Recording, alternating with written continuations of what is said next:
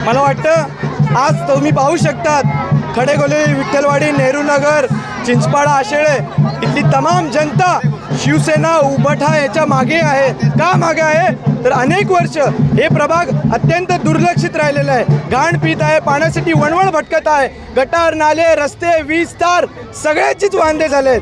परंतु शिवसेना उभाटाच्या मागे आज जनशक्ती उतरली आहे आणि जनशक्ती वर्सेस धनशक्ती अशी ही बॅटल आहे. आणि आज तुम्ही पाहू शकता चारही उमेदवार आज उभे आहेत. सगळे उमेदवार सुशिक्षित, तरुण आणि अनुभवी आहेत.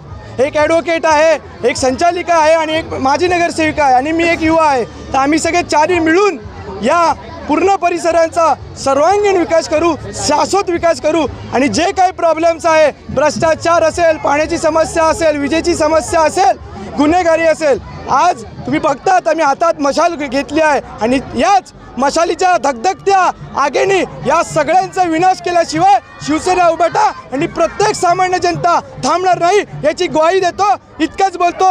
जय हिंद, जय महाराष्ट्र. व्हिडिओमध्ये सुरुवातीलाच आपण बोललोय पब्लिक हे सब जानती है. आज बघताय की कशा पद्धतीने लोकांना आमिष देण्यासाठी वेगवेगळे उपक्रम राबवले जात आहेत.